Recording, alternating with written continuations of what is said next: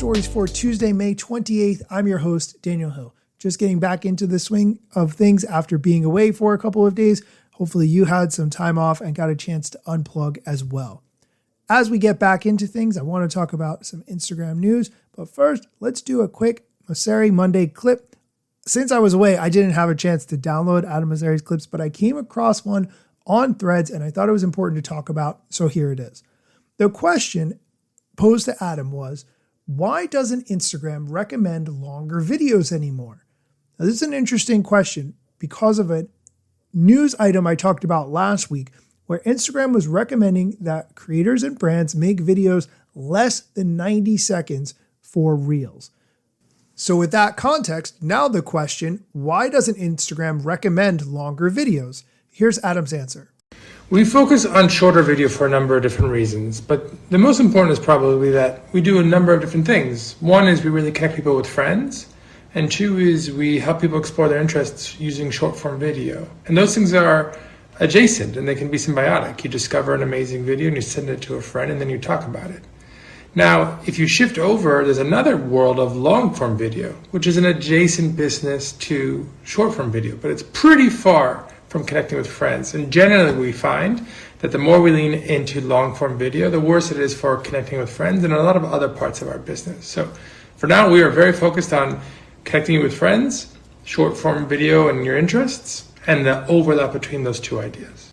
If I could boil that answer down into one sentence, shorter videos get shared more frequently. That's the main takeaway that you need to know. While we're on the subject of Adam Mosseri, he's been sharing some really good insights on his Threads account, and there's a couple of points that I want to mention that I've seen him talk about recently over there on Threads. There's a question posed by Casey Newton. Casey is a tech writer. I believe I've mentioned articles that he's written on this show previously, but he has the Threads account at Crumbler. The screenshot that Casey Newton posts is from Threads, where you're going to make a new thread and it asks you what's new. And Casey points out about Threads' hesitancy around the topic of news, trying to understand exactly what Threads is all about if it's not supposed to be about news.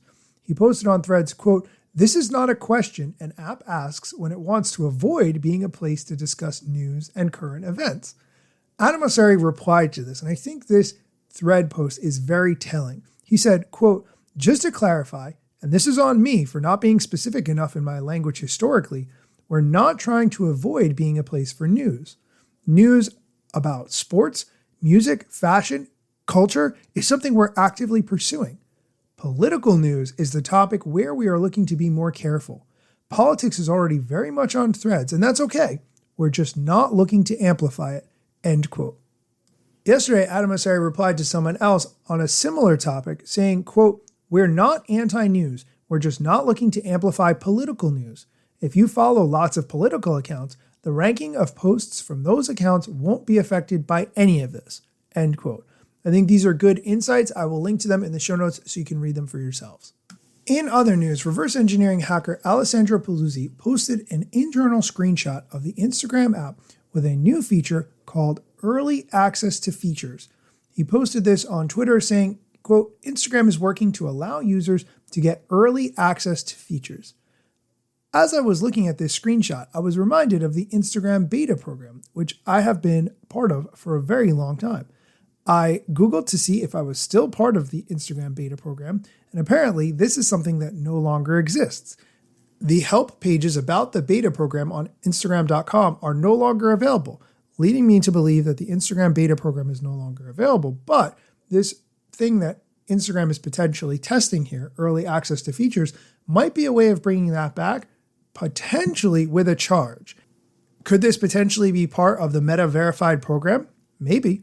You pay for access to Meta Verified. It includes all of the things that we've talked about so many times, like the blue check mark and so forth, but also early access to features. Who knows? That is an interesting idea. I will link to this screenshot in the show notes so you can check it out. And in other Instagram news, it seems they are testing a new editing feature for Reels called Memes. This is an interesting one, and I'll link to it in the show notes, of course. But basically, if there is content that you want to make around certain memes, Instagram has added a dedicated button within the Reels video editor to allow you to do that. It has a specific button in the Reels main menu. It also has a specific button in the edit Reels section. Each meme has its own sound, and Instagram doesn't mute the song previously added via the music button. I will link to this in the show notes so you can take a look at what it looks like. Okay, we are going to take a quick break, but when we come back, we're going to talk about a social media strategy that I've been doing lately. Because I've been working with someone specific, you're going to like this. Stick around. Oh, hey, welcome back. One of the things that I've really been struggling with for a long time is creating content on social media that I'm proud of and performs well. I can create content that I'm proud of. It takes me a long time, but often that content that I've worked so hard to create does not perform very well. Conversely, often the things that I work on very minimally can do well, but I can't easily replicate that. That's been my experience. Also, I've been working very hard on this podcast, which is primarily an audio-based format.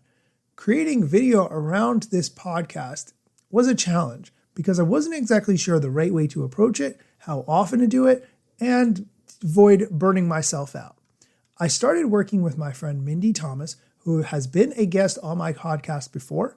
You know what? I'm going to let Mindy explain how we've been working together and what it's been like. Hey everyone, I'm Mindy Thomas, founder of Upload Creative, a place for aspiring creators to learn how to build and monetize their online presence and create a life that works for them. I'm also a social strategist and short-form video creator collaborating on UGC and social-first video content for major brands. I've known Daniel for quite a while now, but he recently reached out to me about being an accountability partner for his social media. Since we've started working together, I've noticed points of struggle that plague all digital creators, not just Daniel. One thing I see often from both businesses and content creators alike is a hesitancy to post, that the post won't be good enough or get enough likes unless it's absolutely perfect. And if it doesn't perform the way you think it should, you completely shut down and avoid making any new posts out of fear of failure. So here are 3 things to know to combat this challenge. First and foremost, get comfortable being uncomfortable. We all know growth happens in the uncomfortable life phases. Creating and publishing your knowledge online is no different. It's like that nightmare of standing in front of a crowded room completely naked. But you know what matters more than how uncomfortable you feel in those moments? Knowing that someone across the internet needs to hear the knowledge you're so terrified to share. No matter what area of expertise you're in, someone is out there begging to learn what you know in hopes of improving their own life, career, or just their overall knowledge base. Don't take that for granted. The minute you change your focus from worrying how you're going to look to others and start asking, how can you add value and help others? Posting and sharing your knowledge online becomes so much easier. Number 2, if nothing changes, nothing changes. Simple as that. If you don't face your roadblocks head on, you'll be stuck on the same hamster wheel of hoping, wishing, and praying that something changes. But once again, nothing will change if nothing changes. Which brings me to my 3rd and final tip. Post it anyway. The only way you'll truly learn what works and what doesn't in your audience is by posting. If it doesn't perform well, use it as a tool to iterate your next round of content and try something new. How many tries did it take you to learn to ride a bike or do a cartwheel? Creating content that resonates is all about repetition. The more you post, test, and iterate, the easier it will get.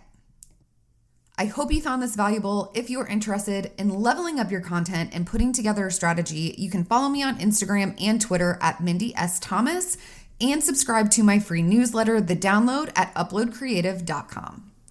Working with Mindy has been fantastic. It's really forced me to get out of my comfort zone, but also have a second set of eyes on the content that I'm creating to get feedback before I post it. I will link to all of Mindy's contact information in the show notes. So if you want to get connected with her and potentially work with her, you absolutely can. That is going to do it for today's episode. As always, thank you for listening, and be sure to come back next time for more social media news, strategy, or other things you need to know. Let me tell you a couple things that you should know about me. A product manager, but do not have a bachelor's degree. But actually, that's factually a fraction of me. Another fraction's posting content irregular and irrationally. Still probably won't get a job at the Gram. They forgot, they don't know, or don't care who I am. That's why you never see me at the parties and events. My lack of followers must make me irrelevant. Don't have a course of book to sell to make a bag of grand. Not a social media marketer, don't represent any brands. Plain to see, don't have an agency, but I got a lot of spam. Just putting in my work, without the glitz and glam. Won't catch me eating fish, unless it's shrimp or clam. No six pack, no risk that, there's a gym card in my hand. Don't have a full-time job, but I got a lot of plans. Stay plotting, dropping knowledge on TikTok and Instagram.